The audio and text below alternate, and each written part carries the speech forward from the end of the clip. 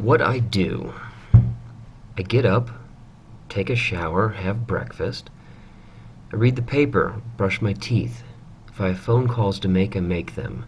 I've got my coffee now. I put on my lucky work boots and stitch up the lucky laces that my niece Meredith gave me.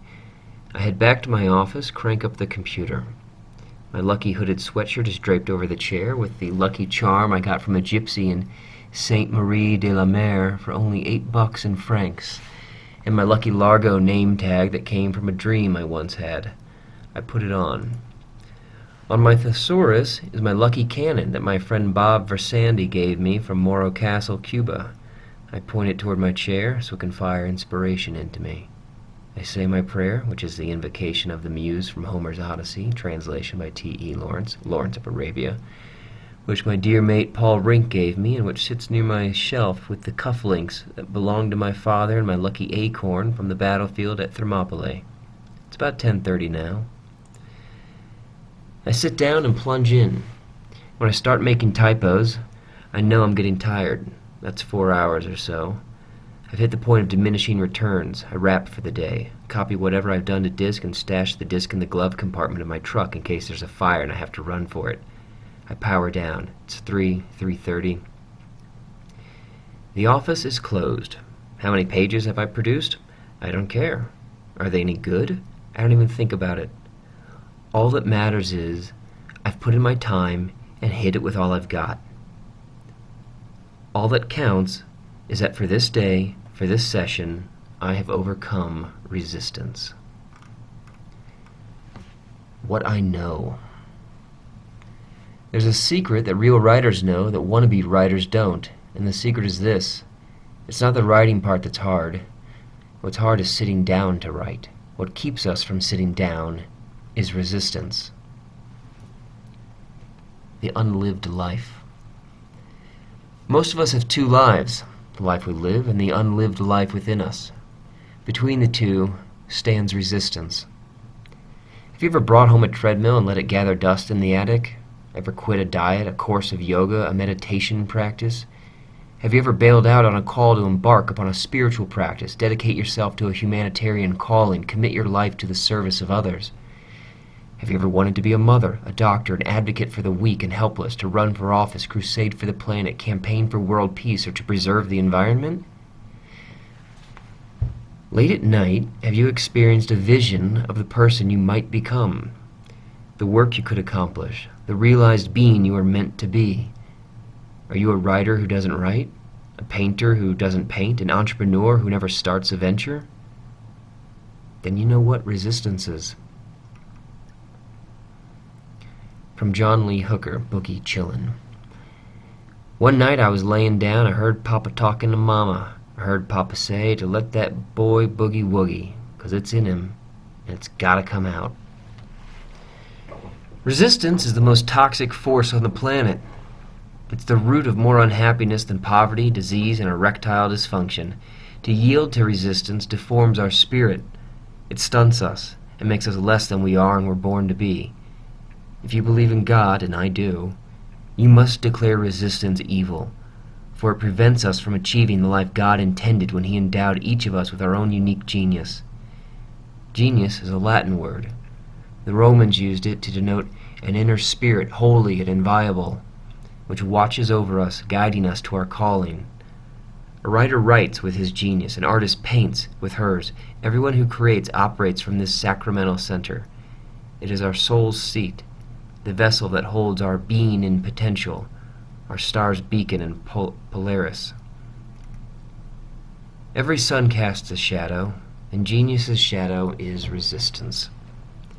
As powerful as is our soul's call to realization, so potent are the forces of resistance arrayed around it. As powerful as is our soul's call to realization, so potent are the forces of resistance arrayed against it. Resistance is faster than a speeding bullet, more powerful than a locomotive, harder to kick than crack cocaine. We're not alone if we've been mowed down by resistance. Millions of good men and women have bitten the dust before us. And here's the biggest bitch. We don't even know what hit us. I never did.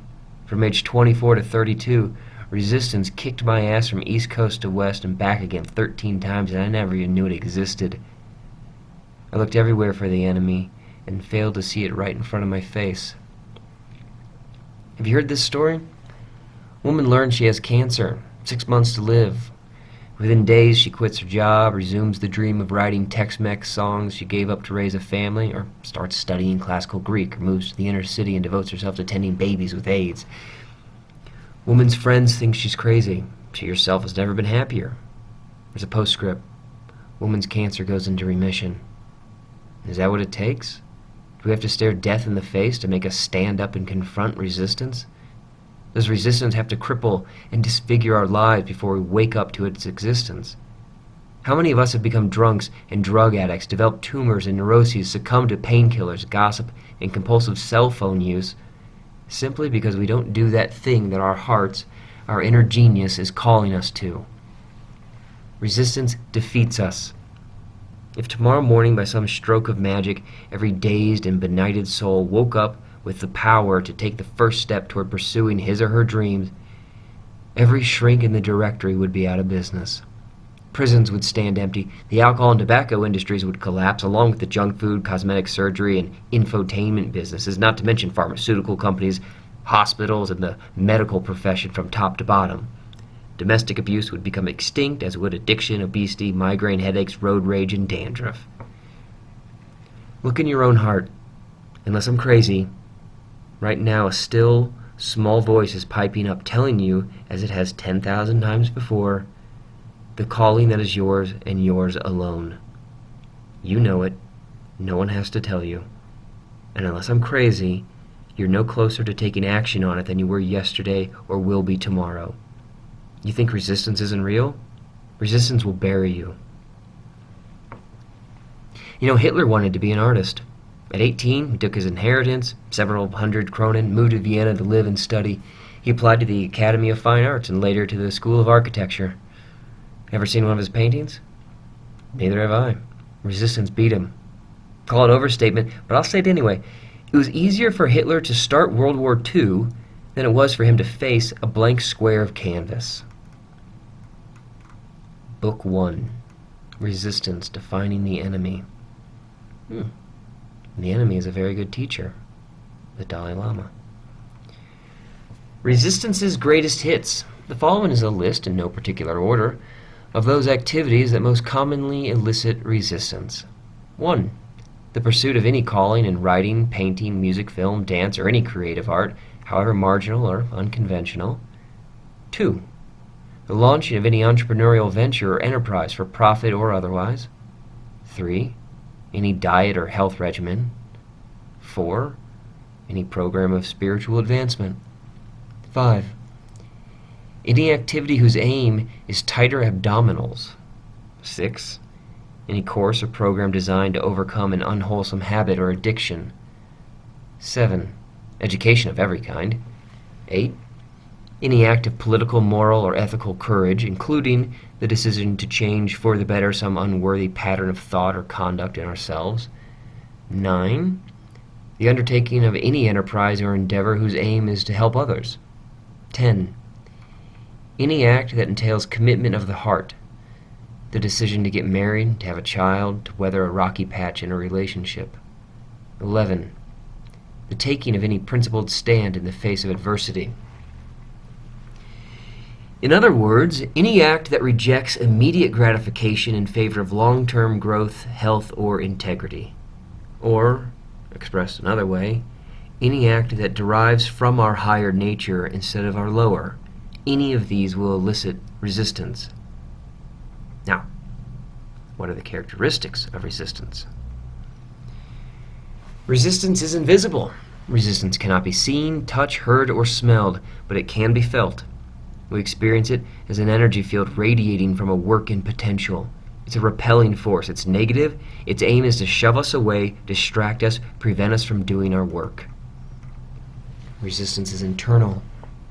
Resistance seems to come from outside ourselves. We locate it in spouses, jobs, bosses, kids, peripheral opponents, as Pat Riley used to say when he coached the Los Angeles Lakers. Resistance is not a peripheral opponent. Resistance arises from within.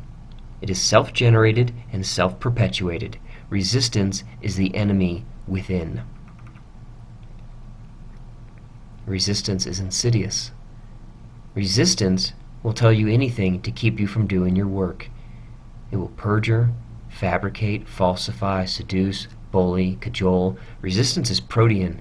It will assume any form if that's what it takes to deceive you. It will reason with you like a lawyer or jam a 9mm in your face like a stick-up man. Resistance has no conscience. It will pledge anything to get a deal, then double-cross you as soon as your back is turned.